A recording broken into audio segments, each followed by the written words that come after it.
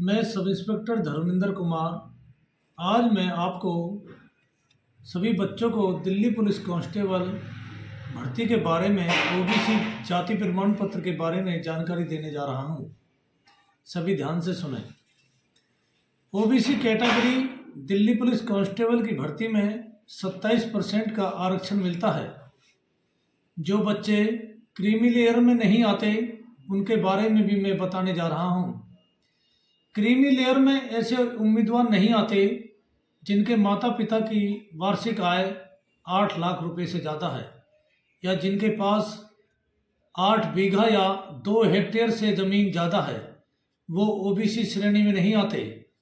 अगर 8 लाख से आय कम है और 8 बीघा या 2 हेक्टेयर से ज़मीन कम है, वो क्रीमी लेयर में आते हैं। ऐसे लोगों को ही ओबीसी का आरक्षण मिलेगा। 2013 में यूपीए सरकार ने क्रीमी लेयर के लिए आय की सीमा 4.5 लाख से 6 लाख कर दी थी। फिर उसके बाद 2017 में मोदी सरकार ने इसे 6 लाख से बढ़ाकर 8 लाख कर दी थी। 2013 में जब दिल्ली पुलिस कांस्टेबल की भर्ती 523 निकली तो उस भर्ती में कोई ऐसा नियम नहीं था। पर जब 2016 में दिल्ली पुलिस कांस्टेबल की 4669 की भर्ती निकली तो इस भर्ती में ओबीसी जाति प्रमाण पत्र का नया नियम लागू हो गया। इस भर्ती में 3 साल का पुराना ओबीसी जाति प्रमाण पत्र नहीं माना गया। इसका मतलब यह हुआ कि जो 3 साल पुराना ओबीसी जाति प्रमाण पत्र पुराना था बच्चों का, वो नहीं चलेगा। 2017 में जब बच्चों के फिजिकल पूरे भारतवर्ष में हुए तो बच्चों को ओबीसी जाति प्रमाण पत्र के ऊपर काफ़ी परेशानियों का सामना करना पड़ा, क्योंकि 2016 से पहले दिल्ली पुलिस में ऐसा कोई नियम नहीं था। 2017 में पहली बार जब दिल्ली पुलिस की भर्ती में फिजिकल में ओबीसी जाति प्रमाण पत्र 3 साल पुराना नया नियम लागू हुआ तो बच्चों को बहुत परेशानी झेलनी पड़ी और उन बच्चों को फिजिकल में भी शामिल नहीं होने दिया। 2017 में फिजिकल में काफ़ी बच्चों को परेशानी का सामना करना पड़ा। 2017 में वजीराबाद में भी बच्चे काफ़ी परेशान हुए। वजीराबाद फिजिकल ग्राउंड में जो बोर्ड बना था, बोर्ड में भी बच्चे काफ़ी गए। बोर्ड ने कहा कि 3 साल पुराना ओबीसी प्रमाण पत्र नहीं चलेगा। नया ओबीसी प्रमाण पत्र नहीं बनवाने के ऊपर बच्चों को काफ़ी परेशानियों का सामना करना पड़ा। बच्चों की एक गलती आपकी सारी मेहनत पर पानी फेर देती है। आप मेहनत से पढ़ाई कर रहे हैं, रात दिन पढ़ाई कर रहे हैं, फिजिकल की भी कड़ी मेहनत कर रहे हैं, पढ़ाई और फिजिकल दोनों में जी जान से मेहनत कर रहे हैं, पर मेहनत के साथ साथ आपको फिर ओबीसी जाति प्रमाण पत्र के बारे में पूरी जानकारी होनी चाहिए। 2017 में जब वजीराबाद में फिजिकल चल रहा था तो एक बुजुर्ग मेरे पास आया। वो बोला कि मेरे बच्चे का 3 साल पुराना ओबीसी जाति प्रमाण पत्र बना हुआ था, मेरे बेटे को फिजिकल से बाहर कर दिया। मैं अपने बेटे की परेशानी लेकर आपके पास आया हूँ। मैं उस बुजुर्ग आदमी से पूछा कि आपका नाम क्या है और आप कहाँ के रहने वाले हैं और आपको मेरे पास किसने भेजा है। वो बुजुर्ग बोला कि मेरा नाम ज्ञानेंद्र सिंह है, मैं रिश्तल गांव का रहने वाला हूँ, पर मैं लौनी राम पार्क में रहता हूँ। मुझे एसीपी साहब ने आपके पास भेजा है। तो मैंने उनकी परेशानी पूरी सुनी।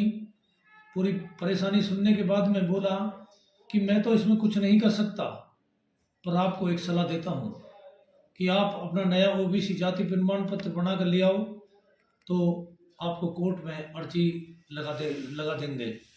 ज्ञानेंद्र सिंह को विश्वास नहीं हुआ कि कोर्ट में तो 3-4 साल लग जाते हैं। तो मैंने उनको आश्वासन दिया।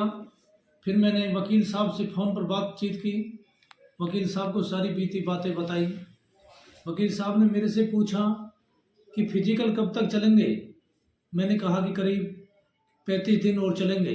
तो वकील साहब मेरे से बोले कि फिजिकल की जो लास्ट डेट होगी उस दिन फिजिकल हो जाएगा। मैंने ये सारी बातें ज्ञानेंद्र जी को बताई और समझाई तो ज्ञानेंद्र जी को पूरा विश्वास नहीं हुआ। फिर वो एसीपी साहब के पास गए।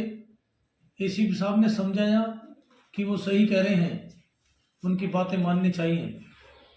तो उन्होंने मेरी बातें मानी, तो वो मेरे पास 7 दिन के अंदर ओबीसी जाति प्रमाण पत्र बनवा कर ले आए। उनके साथ करीब 50 और बच्चे थे।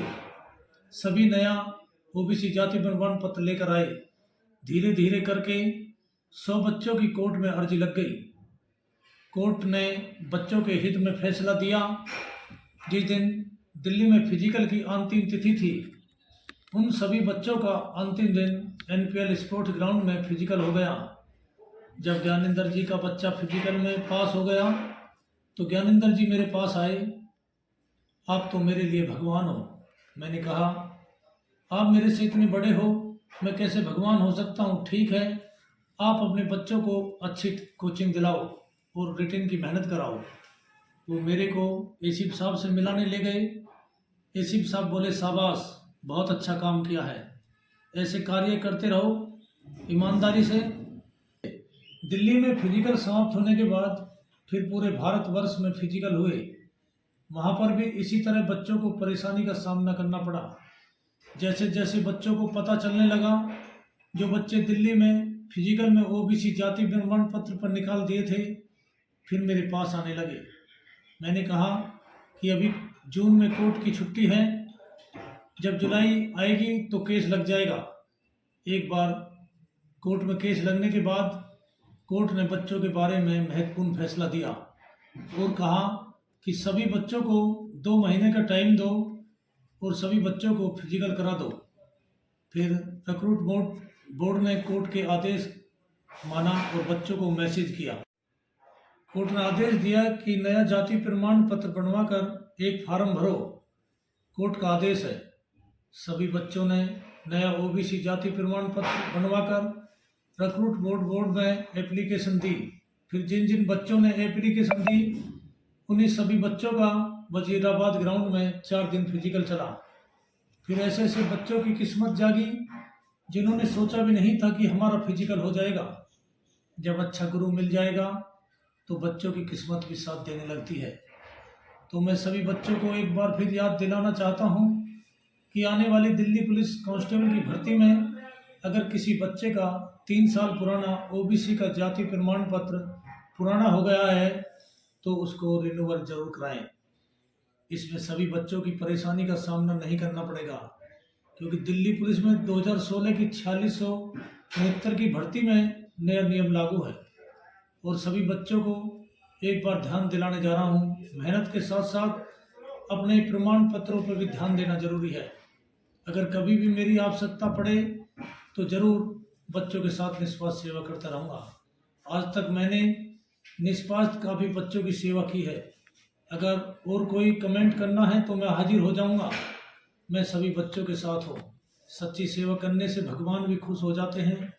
मैं तो भगवान की तरह बच्चों की सेवा करता हूँ और करता रहूँगा। धन्यवाद।